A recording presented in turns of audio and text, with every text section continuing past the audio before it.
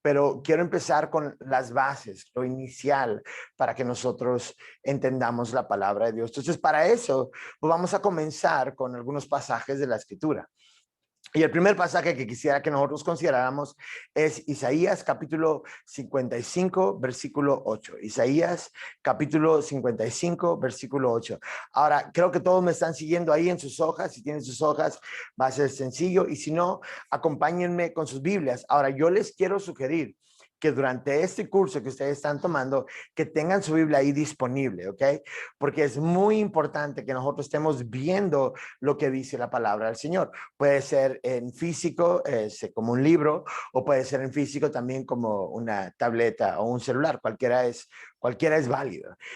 Hay un pleito ahorita de que si es verdaderamente válido la forma electrónica y no, ni siquiera tiene sentido el entrar en esa discusión, porque el tenerlo en formato de libro hoy sería muy moderno para los tiempos, por ejemplo, de la iglesia primitiva. No tenían eso, eran cartas leídas y hoy tener un libro sería algo muy moderno, ¿verdad? Pero bueno, no vamos a meternos en esa discusión. Isaías capítulo 55, versículo 8, dice lo siguiente. Ahora, esto es muy, muy importante porque es una profecía, y eso nos habla acerca de Dios, nos habla de su palabra y acerca de cómo piensa Dios. Dice así, Isaías 55, versículo 8, dice, porque mis pensamientos no son vuestros pensamientos, ni vuestros caminos mis caminos, dijo Jehová. Okay, la primera parte que tenemos que entender acerca de este pasaje es de que los pensamientos de los hombres y los pensamientos de Dios son muy diferentes. Ok, son muy diferentes, son muy distintos. Entonces, creer que nosotros lo que sentimos, lo que pensamos, luego es correcto decir, este es Dios, estaríamos engañados. Tenemos que darnos cuenta que Dios y nosotros, los pensamientos de Él en cuanto a separación están impresionantes y son completamente diferentes. Ahora, no podemos decir que nunca vamos a comprender los mensajes de Dios. ¿Por qué? Porque sí son comprensibles. En otras palabras, podemos entender el mensaje de Dios a través de la palabra, pero hay una doctrina cuando hablamos de los atributos de Dios que se le conoce como la doctrina de la incomprensibilidad de Dios, que nosotros como mente finita, como un cerebro, ¿verdad?, de ser humano, es un cerebro pequeño que nunca va a poder abarcar completamente toda la mente de Dios. No lo vamos a entender en su magnitud. ¿Por qué? Porque Dios es distinto a nosotros, pero sí podemos entender lo que Dios quiere de nosotros y lo que Dios pide de nosotros. Entonces, el versículo 9 dice lo siguiente, dice, como son más altos los cielos de la tierra, así son mis caminos más altos que vuestros caminos y mis pensamientos más que vuestros pensamientos. Entonces ya nos pone aquí la imagen visual, ¿verdad? A ver qué tan grande o qué tan separado o qué tan distantes son los pensamientos de Dios con los de nosotros. Y nos da este ejemplo, así como están separados los cielos de la tierra, así son mis caminos más grandes, más altos, mucho mejor los pensamientos de Dios que los de nosotros. Pero el versículo 10 y el versículo 11 son muy cruciales porque dice, porque como desciende de los cielos la lluvia y la nieve y no vuelve allá, sino que riega la tierra, la hace germinar y producir y da semilla al que siembra y pan al que come. ¿Ok? Entonces, aquí nos habla algo, dice, porque nos está dando una imagen. Dice, porque así como desciende de los cielos la lluvia y la nieve, y no vuelve allá, sino que riega la tierra, la hace germinar, producir, y da semilla al que siembra y pan al que come, nos está dando lo que nosotros entenderíamos como el ciclo del agua. El ciclo del agua es toda esta idea de la condensación, ¿verdad? Es cuando el agua se evapora, se condensa, se va hacia las nubes, y después de que perdón, no, la condensación es cuando cae la lluvia, perdón. Entonces, están las nubes, cae la lluvia, cuando cae la lluvia, cae acá en la tierra, cuando cae, entra y hace muchas cosas. Cuando entra a la tierra y muchas de las cosas que ocurren, por ejemplo, traen hidrógeno y oxígeno, y el oxígeno es lo que nosotros utilizamos para respirar, y obviamente tienen que estar separados porque juntos el hidrógeno y el oxígeno en este caso generan el agua. Pero en todo eso hace muchas cosas, hace que funcionen para muchas cosas. El que siembra hace que produzca sus semillas. Por ejemplo, nosotros podemos ver cuando llega la lluvia, cambia de color todo el medio ambiente. Y tiene muchos efectos extraordinarios el agua. Entonces, en otras palabras, la lluvia cae por un lado, pero el efecto de esa lluvia es extraordinario. Y aquí dice lo siguiente, el versículo 11 dice, así será mi palabra. Así será mi palabra, ¿ok? Y esa es la parte que nosotros tenemos que entender. ¿Cuándo es palabra de Dios? ¿Cuándo es palabra de Dios? Esa es la gran pregunta. Es lo que separa a muchos ministerios, es lo que separa a la iglesia. ¿Cuándo es que Dios verdaderamente está hablando? Porque nosotros obviamente tenemos muchas formas en las que sabemos que Dios ha obrado y hablado durante muchísimo tiempo. Por ejemplo, Dios puede hablar a través de sueños. Dios puede hablar a través de profecía. Dios puede hablar a través de un sentir, ¿verdad? Dios puede hablar a través de muchas formas. Dios ha hablado. Dios puede tener una aparición angelical y es una forma que Dios puede hablar. Pero la forma natural, la forma primordial por la cual Dios habla es a través de su palabra. Ahora, hay un gran rechazo de muchos de nosotros hacia su palabra. ¿Por qué? Por muchas cosas. Pues, no la conocemos, no tenemos interés, o decimos, pues simplemente nunca la voy a entender, ¿verdad? Porque pues, no la voy a entender. Y obviamente en la hermenéutica, pues, lo que vamos a hacer es tratar de ayudarles a entender y cómo estudiar la Biblia. Pero tenemos que partir de aquí, porque dice, así será mi palabra que sale de mi boca. Cuando nosotros tenemos la palabra, el canon completo, los 66 libros de la Biblia, podemos decir, ahí está la palabra de Dios. Dios ya habló. Dios ya habló. Y cuando Dios ya habló, entonces nuestra responsabilidad como líderes, como maestros, como pastores, es volver a decir algo que Dios ya dijo. En otras palabras, tomar lo que Dios dijo en su palabra y explicar. Es lo que estoy haciendo yo ahorita. Estoy explicándoles algo que Dios ya dijo. Si no estamos tratando de dar un mensaje nuevo, no estamos tratando de dar un mensaje distinto. Muchos a lo mejor tienen la gran, como que el gran peso de tratar de ser muy originales y muy innovadores.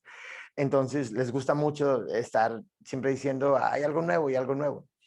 Nosotros tenemos que darnos cuenta que como ministros del Evangelio de nuestro Señor Jesucristo, nosotros no estamos aquí para decir cosas nuevas. Estamos aquí para hacer entender lo que Dios ya habló, lo que Dios ya dijo. En otras palabras, creemos, especialmente nosotros como centros de fe, esperanza y amor, consideramos que el canon ya está cerrado. En otras palabras, todo lo que tenemos que saber acerca de Dios ya lo tenemos. Y lo tenemos en la Biblia, lo tenemos en la palabra de Dios. Ahora, ¿qué dice Dios con respecto a su palabra? Dice, así será mi palabra que sale de mi boca. ¿Qué dice acerca de su palabra que sale de su boca? No volverá a mí vacía. Todos hemos escuchado esa frase, que la palabra de Dios nunca vuelve vacía. Cuando uno enseña la palabra de Dios, cuando uno predica la palabra de Dios, cuando uno lee la palabra de Dios, eso va a tener un efecto sobre personas. A lo mejor fue la misma palabra, a lo mejor que Dios usó para que tú vinieras al arrepentimiento. Es la misma palabra que Dios sigue usando el día de hoy para traer a los pecadores al arrepentimiento y también al mismo tiempo para edificar la iglesia de Cristo. Y aquí nos dice algo acerca de la palabra. Dios dice acerca de su palabra. Siempre que se enseña su palabra, siempre que se habla la palabra de Dios, siempre va a tener un efecto. Ahora, muchos reciben, otros rechazan, otros ignoran, pero sigue teniendo un efecto. No todos reciben la palabra de Dios, pero tenemos que darnos cuenta que nuestra responsabilidad es enseñar la palabra de Dios. Y así vamos a cometer muchos menos errores. ¿Cuánta gente ha dicho, así dice el Señor? Así dice el Señor. Ahora, esa es una frase que lleva mucho peso. Así dice el Señor. ¿Por qué? Porque estamos hablando en nombre de Dios. Inclusive, eso es la función profética. La función profética es hablar en nombre de Dios. Es alguien que habla en nombre de Dios. Entonces el profeta por eso dice, así dice el Señor. Ahora, el grave problema para muchos en nuestro tiempo es de que muchas veces, yo lo voy a poner entre paréntesis, el Señor ha hablado, Dios ha dicho, y luego eso que dijeron no ocurrió. Eso que hablaron no sucedió. Entonces, está la gran pregunta, ¿verdad? Entonces, ¿Dios mintió? Y entonces cuando un profeta habla y no es un verdadero profeta, es un falso profeta, lleva una condenación impresionante ese profeta. Por eso nosotros tenemos que tener mucho cuidado.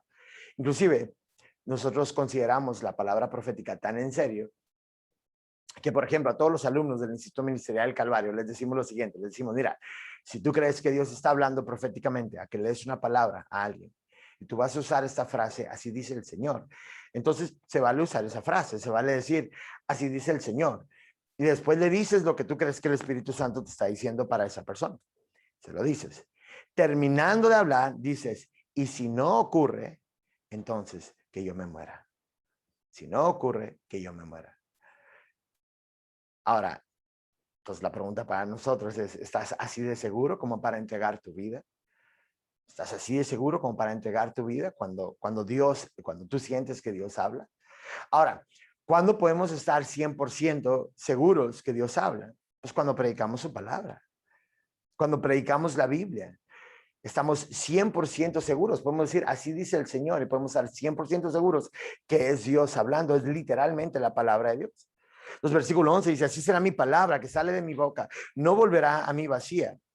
Y aquí es donde está para nosotros algo extraordinario, porque dice, sino que hará lo que yo quiero y será prosperada en aquello para que la envíe. Híjole. Nosotros como predicadores de repente tenemos una gran presión de decir qué debo predicar, qué debo enseñar. Y entonces para muchos de nosotros esa pregunta cuando te dices, oye, te toca predicar, te toca enseñar. Entonces muchos sentimos una gran presión de decir qué debo hacer. Y lo primero que piensas es, a ver, ¿qué siento que debo predicar? ¿Qué siento que debo predicar? Ahora escucha qué tan peligroso es esto. Porque nos basamos mucho en nuestro sentimentalismo. Ahora, si nunca en tu vida te has equivocado con un sentimiento, todos tus sentimientos en tu vida han sido correctos, han sido certeros, han sido buenos. Nunca has sentido cometer un pecado, nunca has sentido decir una maldición, nunca has sentido querer, no sé, golpear a alguien. Si tus sentimientos siempre han sido completamente extraordinarios y parecidos a Cristo, entonces, amén. Confía en tus sentimientos, pero nosotros no podemos confiar en nuestros sentimientos. Entonces, por eso es que necesitamos nosotros determinar que vamos a enseñar la palabra del Señor. ¿Por qué? Porque cuando enseñas la palabra del Señor, entonces dice lo siguiente, dice, hará lo que yo quiero. Ese es Dios hablando. Entonces, Dios está diciendo, esta palabra, cuando tú enseñas la palabra de Dios, va a tener el efecto que Dios quiere que tengas. No el efecto que el predicador quiere que tengas. El predicador dice, no, pues yo quiero que tenga este efecto. Yo quiero que tenga que, no, yo quiero motivar, yo quiero hacer así. Y tú quieres lograr ciertas cosas. Cuando tú enseñas tus ideas, cuando enseñas lo que se te ocurre a ti, etcétera, entonces va a tener un efecto pues muy pequeño. Pero cuando enseñas la palabra de Dios, entonces el efecto va más allá, es mucho más grande. ¿Por qué? Porque dice, hará lo que yo quiero y será prosperada en aquello para que yo la envíe. En otras palabras, Dios envía su palabra con un propósito muy específico. Y cuando enseñas la palabra de Dios, entonces va a tener ese efecto, el efecto que Dios quiere que tenga esa palabra. Y entonces así tenemos que nosotros considerar. Tu responsabilidad es compartir la palabra de Dios. Ahora, quiero hacerte llámalo así, una imagen mental, ¿verdad? Para que me ayudes ahí donde tú estás, en casa o en la oficina, donde quiera que tú estás. Quiero hacerte una pregunta. Que imagínate que tú estás en un restaurante. Entonces, por un lado tienes al chef que está preparando la comida, después tienes a un mesero y después tienes a los comensales, ¿ok? Tenemos el chef, tenemos el mesero y luego tenemos los comensales, ¿ok? Yo te hago la pregunta, ¿cuál el predicador o el maestro, en este caso, cuál es? ¿Es el chef? ¿Es el mesero? ¿O los comensales? ¿El maestro o el predicador? ¿Cuál es? ¿Cuál de esas tres personas es? Piénsalo tantito. ¿Será el chef? ¿Será el mesero? ¿Será el comensal? Ahora, dependiendo de cómo tú contestes esa pregunta, habla mucho acerca de qué piensas que es tu rol y tu responsabilidad. Algunos dirán, los predicadores son el chef. Nosotros preparamos la comida. Es nuestra responsabilidad tomar la materia prima y hacer un mensaje. Y no, tu rol no es ser el chef. Tú no preparas nada. En otras palabras, tú no tienes que inventar absolutamente nada. Dios ya dio su palabra. Dios ya estableció su palabra. Nuestra función como predicadores es ser el mesero. Es tomar lo que Dios ya habló, tomar lo que Dios ya dijo y después venir y servirlo acá a la congregación. Darle a la congregación lo que Dios ya habló. Y entonces ese es nuestro rol. Simplemente, ¿sabes qué?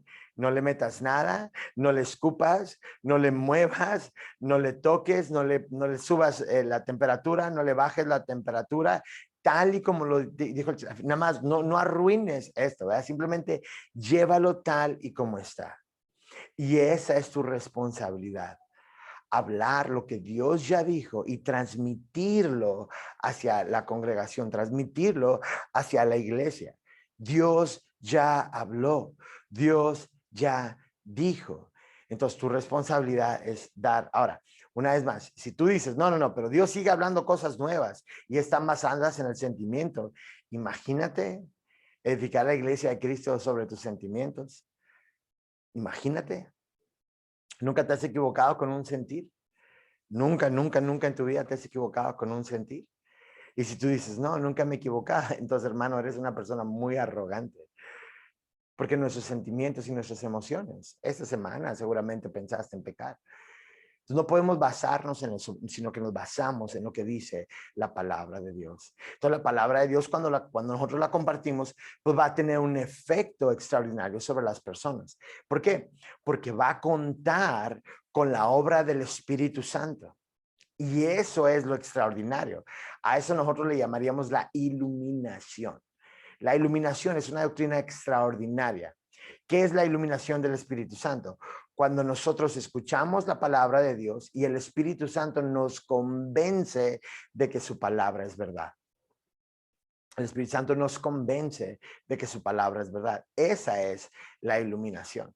Entonces nosotros somos llamados a hacer eso, a simplemente tomar lo que Dios ya dijo, transmitirlo a la iglesia, y el Espíritu Santo es el que hace la obra en la vida de las personas. Nosotros no vamos a poder salvar a nadie, nosotros no vamos a poder transformar a nadie, nosotros no vamos a poder reconciliar a nadie con Dios. Dios hace eso. Dios reconcilia a los hombres a sí mismo. Dios es el que sigue llamando, Dios es el que sigue transformando, Dios es el que sigue salvando personas. Y usa su palabra, usa hombres y mujeres que predican y enseñan la palabra de Dios para traer a los pecadores al arrepentimiento y también para edificar la iglesia de Cristo. Entonces, esa es nuestra función.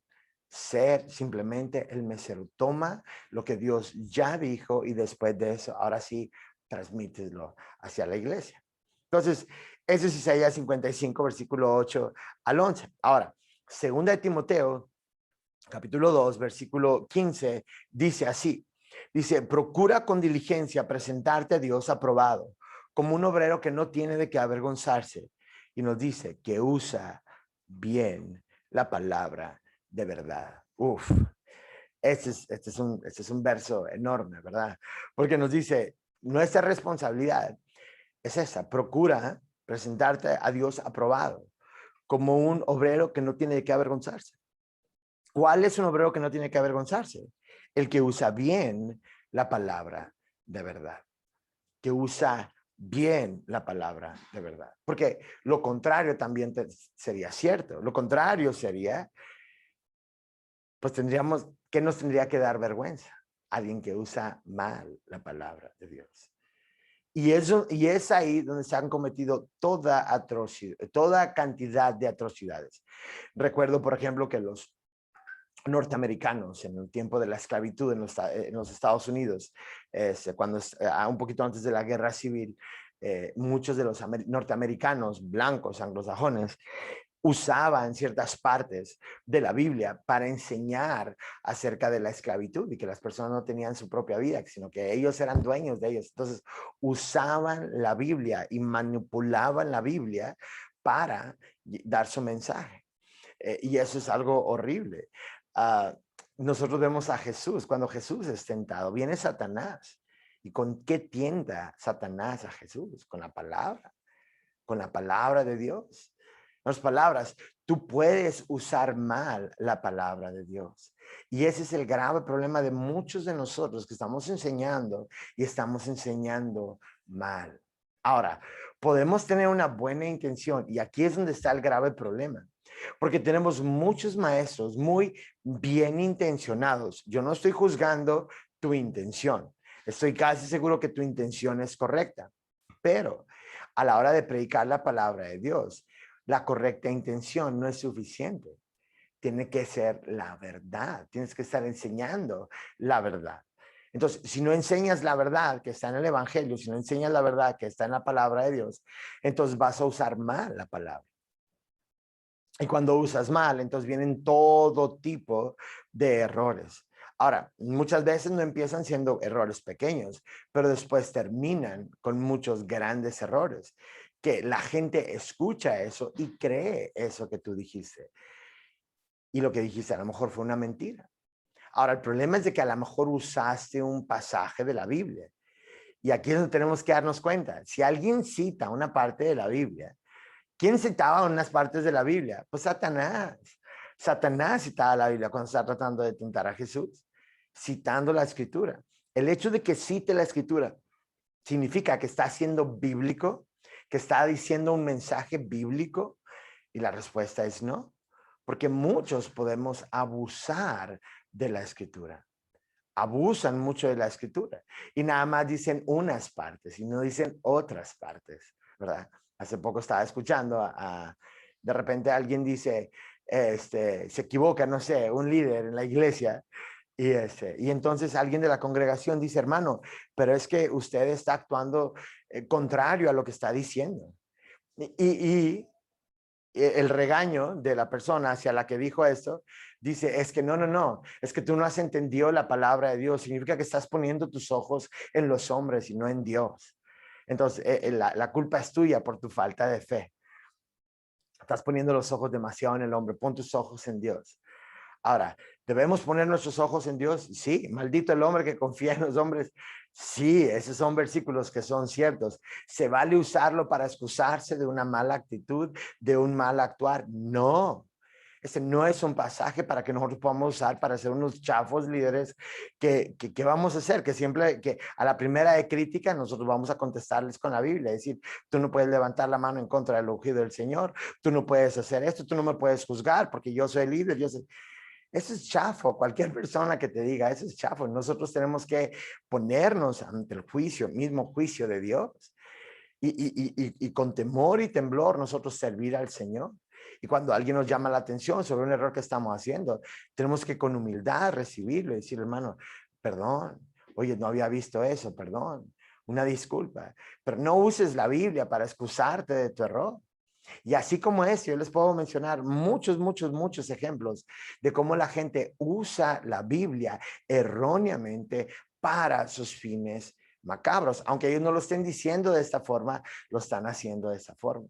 Y una vez más, nosotros tenemos que darnos cuenta que una intención correcta no es suficiente, porque tú puedes decir, si yo les digo, por ejemplo, alguien aquí me dice, oye, ¿cómo le hago para llegar a la Ciudad de México?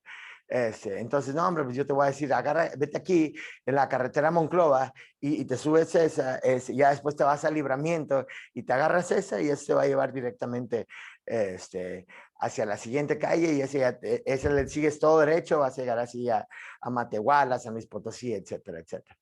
Entonces tú agarras el vehículo y ahí llegas al libramiento que te mencioné y agarras ese libramiento, pero pues en vez de agarrar hacia la derecha, tú agarras hacia la izquierda. Entonces vas a dar vuelta a tu mano izquierda y te vas ahí y primeramente vas a topar con Laredo, Texas. Después de Laredo vas a llegar a San Antonio, Texas. Después de San Antonio, Texas vas a llegar a Houston. Después de eso vas a llegar a Dallas, Texas. Y tú dices, pues ¿dónde está la Ciudad de México? Y tú dices, no, si era esa calle, pero era en la dirección contraria. Entonces, tú puedes ir con una buena intención, yendo en una dirección completamente contraria. Y ese es el grave problema de muchos de nosotros. Nos excusamos y decimos, es que no era mi intención cometer ese error, pero lo cometiste y lo sigues cometiendo. Y muchos de nosotros que no queremos estudiar la palabra de Dios, no queremos decir, estamos hablando y diciendo cosas que son inciertas. Por ejemplo, uno de los errores más grandes, para mencionarles un ejemplo de cómo nosotros nos podemos equivocar tan sencillo, alguien que no usa bien la palabra de Dios. Podemos nosotros, cuando tienes un versículo, muchos tenemos esas tres palabras: enfatizar, subenfatizar, sobreenfatizar. ¿Ok? Entonces, enfatizar, sobreenfatizar y subenfatizar, esas tres palabras. Las palabras que hacemos muchos, vamos a un pasaje y agarramos una parte del pasaje y enfatizamos a lo mejor en la parte donde no está enfatizado. Y nosotros como que le enfatizamos o ignoramos la parte que verdaderamente nos está diciendo, ignoramos y subenfatizamos ahí o sobreenfatizamos una parte que nos gusta bastante. Y eso es lo que muchos de nosotros terminamos haciendo. Terminamos diciendo muchos versículos de la Biblia que nos gustan. Pero el hecho de que te guste no significa que los estás utilizando bien. Y cuando tú no los estás utilizando bien, entonces la gente va a entender una imagen de Dios que no es la imagen bíblica. Por ejemplo, siempre estamos escuchando hablar, ¿quién es Dios? No, pues es que Dios es amor, y amor, y amor, y amor, y amor, y amor. Y sí es cierto, Dios es amor, pero casi no escuchamos hablar acerca de la ira de Dios y del enojo de Dios, el justo enojo de Dios y el juicio de Dios, que son igualmente importantes, porque si no entiendes el juicio, no vas a entender el evangelio tampoco. Entonces, así nosotros podemos estar cometiendo muchísimos errores. Ahora, ¿qué queremos hacer a través de esta clase? Pues darte un poquito más de claridad. Eso es lo que estamos tratando de hacer, darte un poquito de claridad y también darte un poquito de herramientas para que tú puedas decir, ok, conscientemente yo estoy haciendo mi mejor esfuerzo por estudiar bien la Biblia. Entonces, llegamos a esta parte de la palabra hermenéutica, ¿ok? Entonces ya dijimos que la hermenéutica lo vamos a ver, ahí lo tienen en sus apuntes. La hermenéutica es la ciencia que nos enseña los principios, los métodos y las reglas de interpretación. Y la hermenéutica bíblica, dice, es una ciencia y es un arte. Entonces, por un lado y por el otro lado, tenemos ciencia y arte. No nos vamos a ir nada más en un punto de vista, sino vamos a verlo de los dos puntos de vista. ¿Por qué es la ciencia y el arte? ¿Ok? Porque ciencia en el sentido de que existen reglas, existen principios, existen métodos de interpretación. Por ejemplo, tú los libros históricos los tienes que interpretar de cierta forma, los libros poéticos, interpretarlos de cierta manera, ciertos libros poéticos se interpretan de otra manera. Por ejemplo, para poner un ejemplo, nosotros tenemos los salmos y luego tenemos los proverbios. Los proverbios, por ejemplo, ¿es palabra de Dios? Decimos, sí, es palabra de Dios. Pero los proverbios es el único libro completo que se dedica a dar consejo. Es el único que dice, este es un consejo y la intención del consejo es de que aprendas del consejo. ¿Ok? Pero existen muchas otras diferentes partes de la Biblia que necesitamos considerar. ¿Ok? Entonces, cuando es consejo, pues está bien, lo tomas o lo dejas. Pero el problema es de que nosotros decimos, toda la Biblia es consejo. Y no toda la Biblia es consejo. Hay muchos diferentes estilos de literatura. Y nosotros no podemos basar y decir, solamente es consejo. Porque si consideramos que solamente es consejo, entonces cada vez que escuchas que alguien predica, tú dices, pues es un consejo. Lo tomo, lo dejo, no me gusta, no estoy de acuerdo, etcétera. Pero cuando lo entiendes como un mandato, entonces la iglesia tiene que responder, decir sí a lo que Dios dice. Entonces, por eso es que existe la ciencia. Entonces, aquí están todos los métodos y los principios y todo eso. Pero por el otro lado, también tenemos el arte de la interpretación bíblica. En otras palabras, rigurosamente tenemos que conocer los métodos con los cuales vamos a interpretar la Biblia, que eso nos va a ayudar mucho, pero también es arte porque no siempre es una ciencia exacta. En otras palabras, tú tienes que decir, a ver, ¿cuál principio se utiliza aquí? ¿Por qué nosotros llegamos a esta conclusión? ¿Y por qué aquí podemos decir esto y no esto? ¿Y por qué acá es distinto que esta vez? Etcétera. Entonces, por eso es que nosotros tenemos que entender que es un balance de estas dos cosas, ¿ok? Un balance de la ciencia y un balance del arte. Entonces, vamos a mantener eso aquí con estas dos posturas. Entonces, ya dijimos, estamos estudiando la hermenéutica y al hablar de la hermenéutica, ahora continuamos. El segundo párrafo dice así, y bueno, el último párrafo que tiene ahí dice, es de suma importancia que la interpretación bíblica se realice de manera adecuada, pues en esta práctica se corren riesgos debido a sus características. Ya no todo su contenido se puede entender de manera literal. Es necesario reconocer y estudiar el contexto histórico, la cultura, las diversas épocas, los acontecimientos, etcétera. Tú llegas a la escritura, a la palabra de Dios, y podemos entenderla. Ahora, aquí tenemos que darle gracias a Dios por el tiempo de la Reforma, porque el tiempo de la Reforma se hizo muy popular una frase que se le conocía como la interpretación privada, la interpretación privada. ¿Qué era la interpretación? Bueno, ¿qué era lo contrario a la interpretación privada? Se entendía que la Biblia solamente era entendida por ciertos monjes, ciertos sacerdotes católicos que hablaban, por ejemplo, la mayoría de ellos en latín, y hacían las misas o las homilías, las hacían en latín, y la gente pues no entendía, ¿verdad? Por ejemplo, la gente de Alemania o de España o de Inglaterra, pues no entendían porque hablaban en latín. El latín es un idioma muerto, ¿verdad? No hay un lugar donde hablan, aunque vivimos en Latinoamérica, no existe un lugar donde hablen en latín. Del latín emergen todas las demás lenguas, pero el latín ya como idioma es un idioma muerto.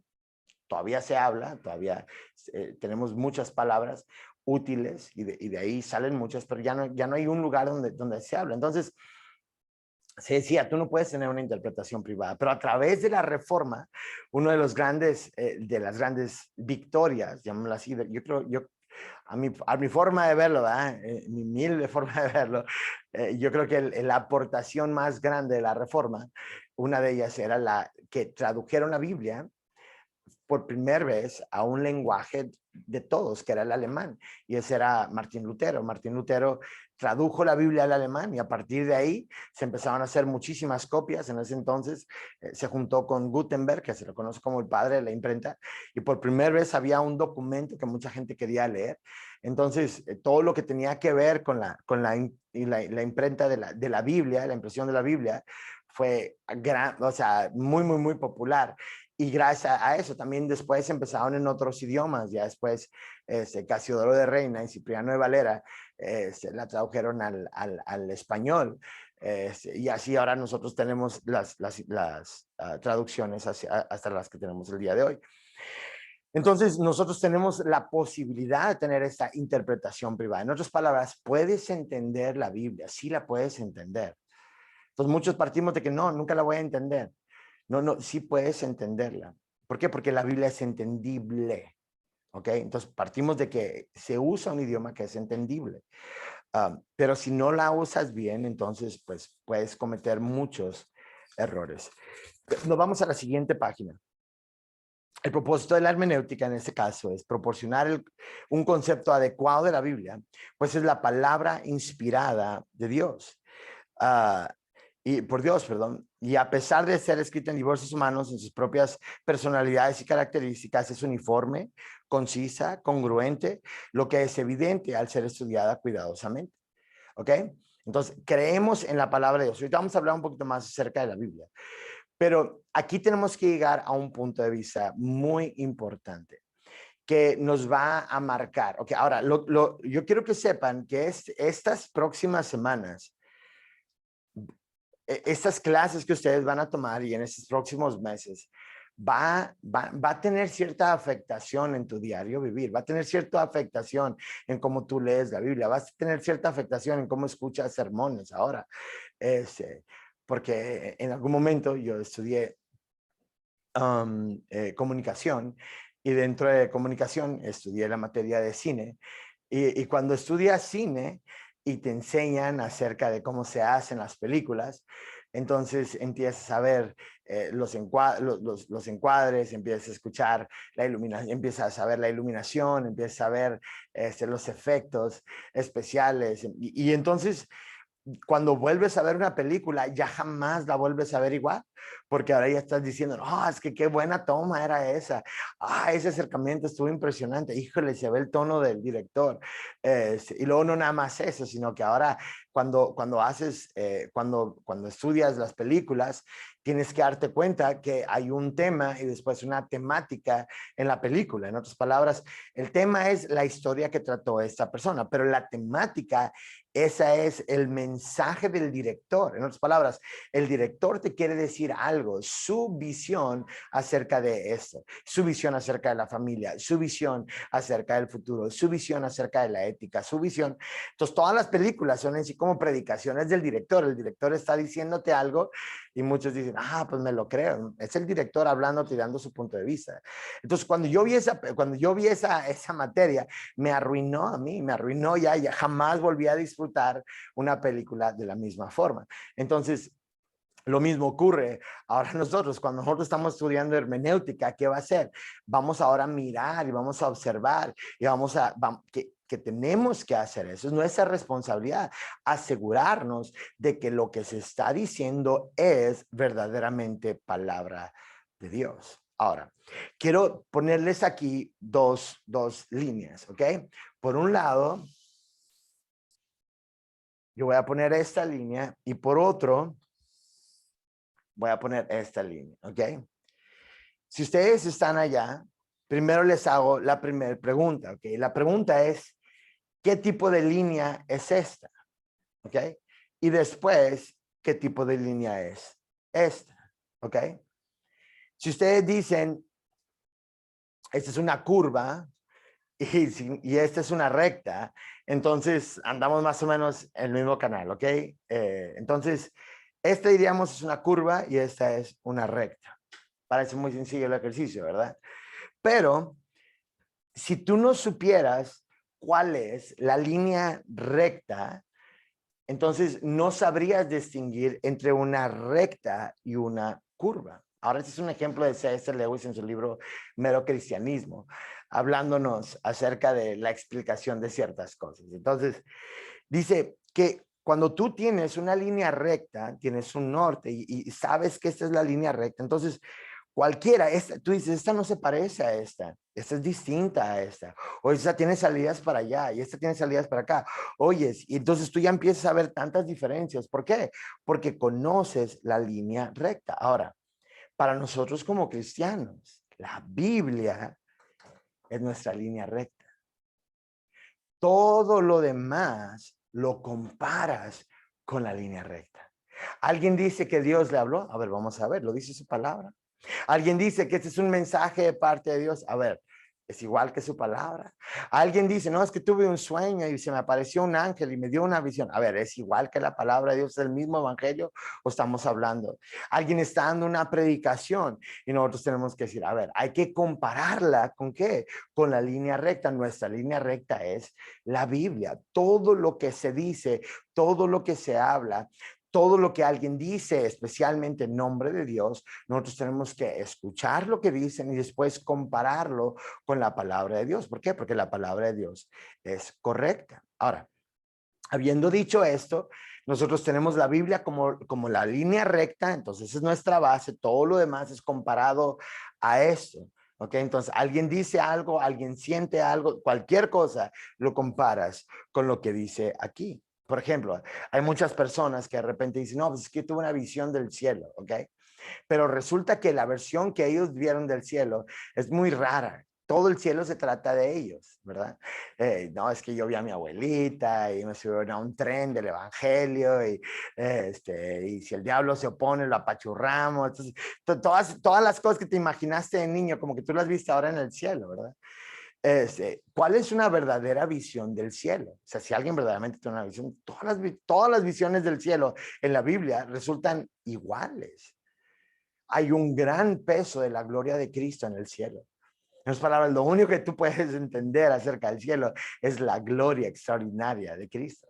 Inclusive, ustedes han escuchado la palabra vidente en el Antiguo Testamento. Muchas veces no sabemos qué hacer con esa palabra, vidente, o como que suena como que, no sé, brujo o algo así, ¿no? Pero un vidente en el Antiguo Testamento es alguien que había tenido una visión del trono de Dios, una visión del cielo. A él le llamaban un vidente. Entonces, podemos ver Isaías como uno de ellos, que vio el trono de Dios, Daniel. Entonces, estamos viendo algún peso real. Entonces, podemos decir, a ver, tuve un sueño y dije, ok, vamos a compararlo con la Biblia, a ver si verdaderamente va ad hoc a lo que es la palabra de Dios o no. Porque si no, entonces nosotros no tenemos por qué aceptar algo que es contrario o distinto a la palabra de Dios. ¿Por qué? Porque todo lo tenemos que comparar con la palabra de Dios. Todo lo tenemos. Y ahora, esa es nuestra responsabilidad. Ahora, continuamos. ¿Qué es la hermenéutica? Llamémoslo así ahora, así como, y para poder entender un ejercicio que nosotros necesitamos hacer en la hermenéutica es definir dos palabras, ¿ok? Dos palabras. ¿Cuáles son estas dos palabras? ¿Ok? Permítame un segundito. Y las dos palabras, la primera la tienen ahí y es la palabra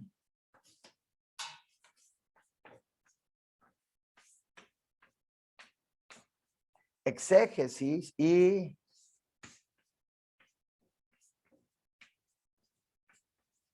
ok, a lo mejor no lo ven muy bien, pero dice acá arriba exégesis y eisegesis. Ahora, aquí vamos a empezar a desenmascarar ciertas prácticas erróneas, ¿ok? Entonces, y tenemos que ser tajante. Una vez más, ya sabemos cuál es la línea recta, ¿ok? Y todo lo que es distinto a la línea recta tiene que compararse con la línea recta, que es la palabra de Dios. Entonces, empezamos con estas dos palabras. Definiríamos exégesis, ahí lo tienen, se centra en la literalidad del texto, en la reconstrucción de su significado original en el momento de su redacción. Es la correcta tarea de la interpretación, pues observa qué dice el pasaje y cómo lo entendían los oyentes originales. ¿Ok?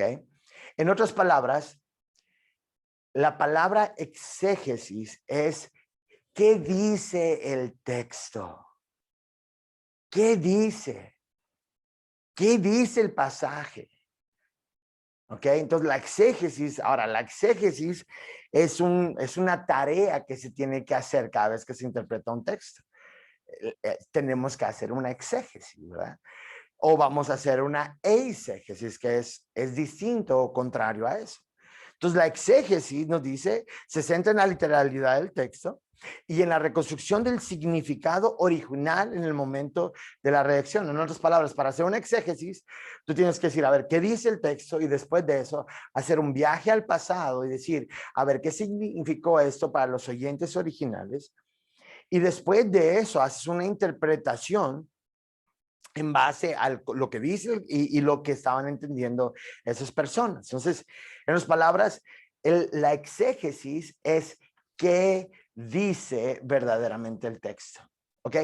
Y la siguiente palabra, muy similar a esta, la palabra eisegesis. Y eisegesis es el significado que el lector sobrepone al pasaje subjetivamente. Es decir, que su interpretación está orientada a un tema de interés subjetivo.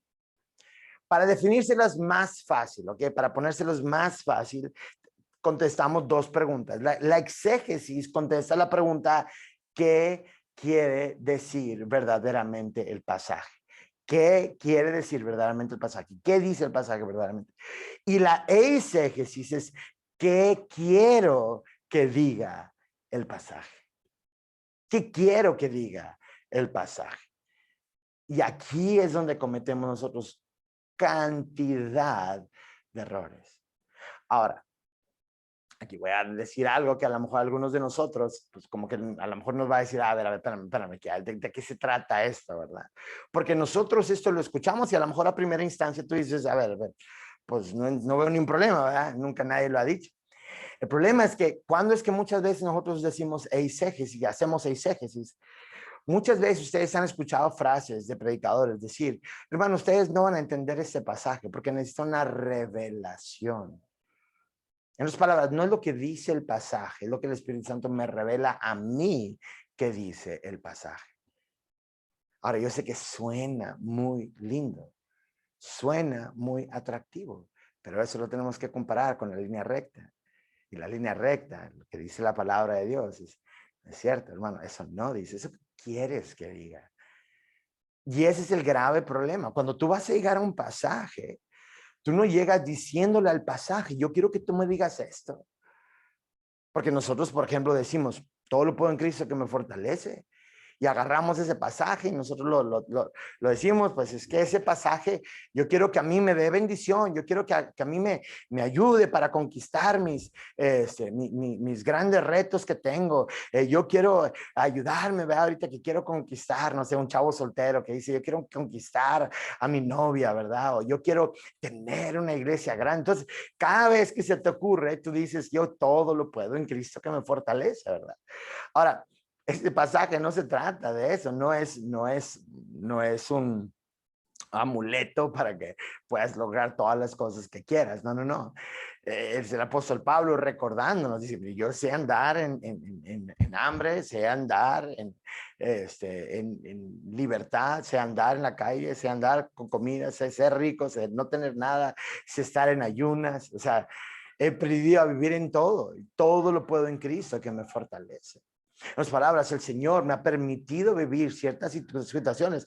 Entonces, Dios, cuando estás sintiendo bien difícil, en medio de la dificultad, todo lo puedes en Cristo que te fortalece. En medio del ayuno, todo lo puedes en Cristo que te fortalece. Ahí sí es aplicable, pero no lo puedes utilizar para todo lo que tú quieras. Imagínate que alguien diga, no, yo ya me quiero divorciar y es difícil la situación. No, hombre, hermano, todo lo puedes en Cristo que te fortalece. Y entonces ya no estamos viendo a lo que verdaderamente dice el mensaje, sino lo que yo quiero que diga ese mensaje. Y muchas veces nosotros lo disfrazamos de espiritualidad. Ahora, cuando la gente no sabe, pues es fácil engañarla, ¿verdad? Por ejemplo, nosotros, les doy un ejemplo. Muchas veces hemos escuchado, no sé, la historia de David y Goliat, ¿ok? Que para empezar, nosotros decimos, David era un mata gigantes, ¿verdad? Y bueno, para empezar ahí, David no era un mata gigantes, David nada más mató un gigante, solamente uno, ¿ok? Y alguien va a escribir, no, ¿cómo se llama tu prédica? Vas a hablar ahí de 1 Samuel capítulo 17, este encuentro de David y Goliat, y tú le vas a llamar, ¿cómo derrotar tus gigantes? ¿Verdad? La historia de David no es una historia de cómo derrotar tus gigantes. Para empezar, David no volvió a derrotar a un gigante. Pero nosotros nos suena lindo, ¿verdad? Nosotros queremos usar ese pasaje para pensar, a ver, ¿dónde quiero llegar yo? Entonces vamos a leer el pasaje y si nosotros estamos haciendo eisegesis, entonces le vamos a sobreponer un significado que no tiene. Entonces, por ejemplo, vamos a encontrar el detalle de que pues, David le recogió 5 piedras, ¿ok? Y fue al arroyo, recogió 5 piedras y luego golpeó. Ahora, nosotros, no nos dice la Biblia que para qué eran las 5 piedras, solamente nos dicen que eran 5 piedras. Entonces, ¿qué hacemos nosotros? No, pues, ¿qué significan esas 5 piedras? Pues vamos a hacer una eisegesis. ¿Qué significan esas 5 piedras? Pues, y la mayoría le van a poner ahí lo que ellos quieran. No, pues, ¿qué quiero que digan? No, las 5 piedras representan las 5 personas más importantes en tu vida. ¿Ok? Tú quieres derrotar tus gigantes, entonces tienes que tener estas 5 personas en tu vida, que son así 5 piedras con las cuales Dios te va a ayudar para derrotar a todos tus enemigos. Número 1, tu familia cercana. Número 2, tu familia en Cristo. Número 3, tu familia adoptada, ¿verdad? Y número 4, etcétera, etcétera. Tú le puedes poner lo que quieras. O tú quieres decir, no, yo no quiero hablar de la familia, yo quiero hablar de otra cosa. Yo quiero hablar, no sé, del profesionalismo, ¿verdad? Estas 5 son las 5 herramientas que tú necesitas para triunfar en la Biblia, en la vida. Número 1, tienes que estudiar una carrera y te vas a inventar ahí, ¿verdad? Que David era un pastor de ovejas y aparte sabía usar la onda. Entonces, tú tienes que ser muy bueno en lo que tú eres, ¿verdad? Entonces, estudia una carrera. Aparte de eso, tu segunda piedra es el buen consejo de los amigos, ¿verdad? Entonces, tú ya le metes otra piedra. Entonces, ¿qué estamos haciendo con eso? Estamos haciendo eisegesis. Tú le estás sobreponiendo subjetivamente un significado, pero no es el significado real y verdadero. La exégesis dice, a ver, ¿cuál es la interpretación correcta de este pasaje? Porque sí hay una interpretación correcta del pasaje y hay muchísimas interpretaciones que son erróneas del pasaje. Alguien dirá una vez más, no, pero pues, ¿cómo no lo voy a hacer? Pues por eso vamos a aprender los métodos, las estrategias. Y entonces aquí nosotros tenemos que entender muchas cosas que tenemos que empezar con cuidado con esto. Tengamos, cualquier intérprete de la Biblia tiene que hacer su chamba, tiene que hacer su trabajo. Pero el problema es de que sabemos que somos muchos flojos, le disfrazamos con espiritualidad, entonces flojo más disfrazado de espiritualidad, entonces suena como muy importante y muy inteligente. Y mucha gente entonces se lo cree. Ah, es que lo dijo tan seguro. A ver dónde dice que las 5 piedras eran eso. A ver dónde dice que eso representa aquello. A ver dónde dice que, porque a nosotros nos gusta, por ejemplo, alguien ha dicho esto, ¿no? Jesús murió en la cruz del Calvario, pero antes de morir en la cruz del Calvario, él sufrió 39 azotes. 39 azotes. Ahora, alguien que no ha estudiado la Biblia dice, pues, ¿qué significa 39 azotes? O 40 menos 1 azotes, así lo mencionan, que son 39 azotes. Entonces, el que quiera ponerle lo que quiera, van a decir, no, eso representa las 39 enfermedades más grandes que aquejan a la humanidad. Entonces, ¿por qué? Porque hay 39 enfermedades que son las más difíciles y Cristo recibió un azote por cada una de ellas. Ahora, yo sé que suena lindo eso, pero no es la interpretación correcta del pasaje. La interpretación correcta del pasaje es muy sencilla. ¿Por qué 39 azotes? Porque si estudias un poquito el contexto, cuando alguien era azotado 40 veces, eso ya era declarado una sentencia de muerte. En otras palabras, ya no podían seguir castigando a una persona después de 40 azotes, porque ya dijeron, ese ya es pena de muerte. En otras palabras, si sobrevive, pues ya la armó, ¿verdad? Pero haz de cuenta como que si ya lo declaramos muerto. ¿Por qué? Porque 40 azotes ya ameritan eso. Entonces, el apóstol Pablo incluso dice, 3 veces he sido azotado, 40 menos 1. En otras palabras, 3 veces he sido una sentencia casi de muerte. Entonces, ahora, ¿por qué 39 azotes? Porque sabemos que el sacrificio de Jesús iba a continuar. Lo azotaron, después de eso seguía a la cruz, cargar la cruz y después de eso llevar al Gólgota o al Calvario y morir por nosotros. Y entonces muchos de nosotros nos gusta ponerle cosas y añadirle cosas. Y aquí es donde tenemos que tener mucho cuidado. Si vamos a ser correctos intérpretes de la palabra de Dios, tenemos que decir, a ver, ¿qué dice la Biblia? ¿Qué sí dice y lo que no dice? Ahora, va a haber veces donde tú dices, miren, hermanos, yo no entiendo lo que significa este pasaje, pero asumo que podría ser esto, ¿verdad? Ah, bueno, sí, tú ya estás asumiendo y está bien. El problema es cuando dices, así dice el Señor, o esto significa esto. Entonces, la exégesis es contestar la pregunta, ¿qué dice verdaderamente? Y eisegesis es hacer lo que yo quiero que diga la palabra de Dios. Entonces, ahora sí, continuamos hablando un poquito más acerca de la Biblia. Llegamos a este punto, estamos en el primer párrafo despuesito donde dice la Biblia es la revelación de Dios al hombre. ¿Ok? Esa es la parte que nos tiene que quedar clara. La Biblia es la revelación de Dios al hombre. Esta es la forma en la que nosotros vemos que Dios le habla al hombre, la forma número 1 o la identidad número 1 con la cual Dios le habla al hombre.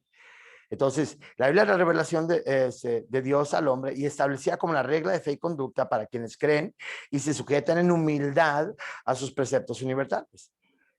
La palabra escrita es uno de los canales por los cuales Dios ha querido comunicarse al hombre. Ciertamente en el pasado lo había hecho de diversas maneras, en forma directa y personal, teofanías, sueños, visiones, etcétera. Pero la palabra hoy la palabra de Dios es la forma en que Él nos ha dado, tenemos al Dios revelado conforme a como Él se ha revelado en la Escritura. Por eso es que muchos de repente pueden crear un Dios distinto. Espérate, ese no es el Dios de la Biblia, ese es otro Dios, ¿verdad? Por ejemplo, decimos, Dios no juzga a nadie. Suena lindo, ¿verdad? Pero si entiendes qué implica el juicio de Dios, o no entiendes qué implica el juicio de Dios, no has leído la Biblia, no entiendes qué significa eso. Claro que Dios juzga, y solo Dios juzgue. Eso nos debería hacer temblar, porque algún día vamos a estar delante del trono de Dios y Él va a juzgar, Jesucristo va a juzgar. A los que estamos en Cristo no tenemos por qué tener miedo al día del juicio. ¿Por qué? Porque ya hemos sido comprados por la sangre de Cristo. Pero creemos que la palabra de Dios, la revelación de Dios hacia los hombres. Ahora, la palabra Biblia viene del griego a través del latín y significa los libros. ¿Okay? Entonces, la Biblia se conforma de un conjunto concreto determinado de escritos que son superiores en todas las obras literarias. En otras palabras, por eso se les conoce como las sagradas escrituras.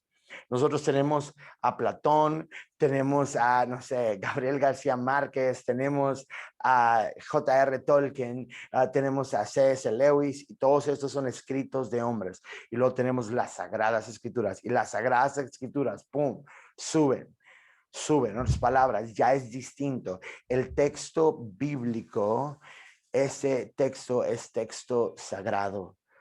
Es sagrado, esto es texto sagrado. Entonces, nos tiene que quedar esto muy claro, que la palabra de Dios, la Biblia es la palabra de Dios y lo consideramos como un texto sagrado. Ahora, nada más para que consideremos acerca de la Biblia, la revelación fue dada a través del Espíritu Santo, aproximadamente 45 autores de cualquier tipo de estrato social, en diferentes estilos, géneros literarios, leyes, crónicas, poesías, profecías, biografías, cartas e historias. Diversas lenguas, hebreo, arameo y griego, durante más de 1000 años en diferentes ubicaciones geográficas. Eso es más o menos el compendio general de las Escrituras. Ahora, es tan importante que nosotros entendamos esta siguiente parte acerca de la palabra. ¿Qué creemos con respecto a la palabra de Dios? ¿Qué creemos con respecto a la palabra de Dios? Ahora, aquí voy a mostrarles 3 palabras que son claras con respecto a qué creemos con respecto a la palabra de Dios, y nos va a ubicar. Por eso es que la palabra de Dios es el libro sagrado, es completamente diferente. Alguien dice, es que yo siento esto, este sentimiento, no es palabra de Dios. Entonces no significa que tenemos que obedecer cuando un hombre habla, pero cuando Dios habla, entonces ahí sí tenemos que nosotros responder, y tenemos que responder en obediencia a Dios. Entonces, hay 3 palabras que nos van a ayudar a entender qué creemos con respecto a la Biblia, ¿ok? Entonces, lo primero que tenemos que entender con respecto a la Biblia, número 1, es que es autoritativa, ¿ok? Es autoritativa. Esa es la primera cosa que necesitamos entender, ¿ok? Autoritativa. Eso quiere decir que es nuestra máxima autoridad. Ustedes han escuchado las 5 solas de la Reforma Protestante. Una de las 5 solas se le conocía como sola scriptura, sola scriptura. Distinto a solo scriptura, ¿ok? Sola scriptura implica que la Biblia es nuestra máxima autoridad. Solo scriptura, diríamos, es la única autoridad. Nosotros creemos que es la máxima autoridad. Existen otras escritos literarios que tienen cierta medida de autoridad, pero no tienen la autoridad. Llámalo así, es como la Suprema Corte de Justicia, ¿verdad? O sea, la que rige incluso la misma Constitución, que puede hacer algunos cambios hacia la Constitución, la Suprema Corte de Justicia. Es la misma, la palabra de Dios es eso. Entonces, la palabra de Dios es nuestra máxima autoridad. Entonces, ¿qué significa? Pues entonces que nosotros debemos someternos humildemente a la palabra de Dios. La iglesia, ahora, Charles Spurgeon decía algo acerca de la Biblia, que yo creo que eso nos puede ejemplificar lo que estamos tratando de decir. Él decía La Biblia debe informar a la iglesia cómo la iglesia debe ser. Y no la iglesia debe informar a la Biblia lo que la Biblia debe decir. ¿Ok? En otras palabras, como iglesia, nosotros debemos ir a las escrituras para ver qué es lo que Dios es, para ver cómo Dios es, para ver cómo Dios habla, y después de eso nos dice cómo nosotros debemos actuar y la tomamos como la máxima autoridad. Y lo contrario a eso es decir, no, yo quiero ser así, yo quiero tener mi dogma, yo quiero tener mi cultura, yo quiero tener mi idiosincrasia, yo quiero tener mi forma de hacer las cosas y nada me va a cambiar. Y entonces voy a usar la Biblia para que la Biblia, de alguna manera, tuercen las escrituras para que digan lo que ellos quieran decir. Y cuando hacemos eso, eso es tan peligroso para la iglesia, tan peligroso para la iglesia. ¿Por qué?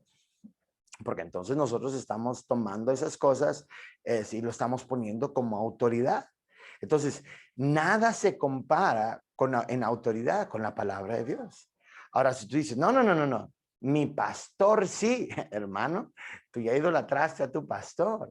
Tu pastor no está por encima de las escrituras. Esa fue una de las grandes razones por las cuales existió la iglesia, la separación de la iglesia protestante, porque la iglesia protestante protestaba ciertas cosas. Y una de las cosas más importantes que protestaba la iglesia es de que nosotros, por ejemplo, como cristianos evangélicos, creemos que primeramente está Dios y después de Dios está su palabra en cuanto a autoridad. Y después de eso, ahora sí, el liderazgo, la iglesia, sí, pero primeramente es Dios, después su palabra y después el liderazgo. La Iglesia Católica Apostólica Romana no creen de la misma forma. Ellos dicen, por ejemplo, que primeramente está Dios como máxima autoridad, ahí no hay ningún problema, pero después de Dios sigue el Papa. Y le llaman el Papa como el vicario de Cristo o el representante de Cristo en la tierra. Nosotros sabemos quién es el representante de Cristo en la tierra y ese es el Espíritu Santo, que nos recuerda las palabras de Cristo. Entonces, ellos dicen, primeramente está Dios, después de eso está el Papa, después del Papa está la Iglesia Católica Apostólica Romana, toda la tradición que eso implica, y después de eso está la Biblia. Entonces, es el cuarto lugar, ¿verdad? O sea, Dios y luego el Papa y luego la iglesia.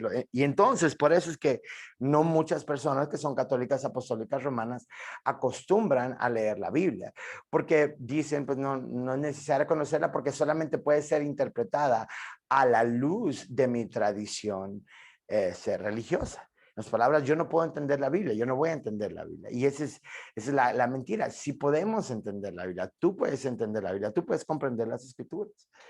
Entonces, la meta es de que nosotros podamos entender eso y cuando la palabra de Dios entonces nos habla y es autoritativa para nosotros, nosotros nos sometemos. Entonces, es la máxima autoridad. Entonces, si la Biblia dice una cosa, entonces nosotros vamos a ir en esa dirección.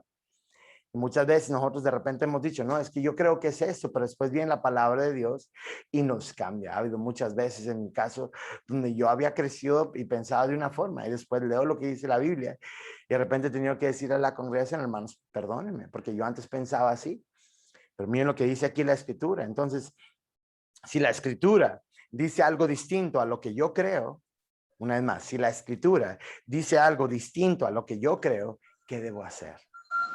¿Qué debo hacer? El momento cuando tú llegas a una porción de la escritura, donde tú dices, a mí no me gusta eso, yo no estoy de acuerdo con eso.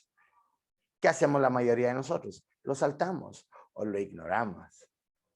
Simplemente ningún problema, nada más con que nadie lea ese pasaje, ¿verdad? Con que nadie lea lo que vaya a decir ahí, con eso está bien. No, si la palabra verdaderamente es autoritativa, entonces va a llegar el momento donde yo no estoy de acuerdo con lo que dice la palabra de Dios, pero yo voy a hacer ¿qué? Yo me voy a someter y yo voy a cambiar mi forma de pensar.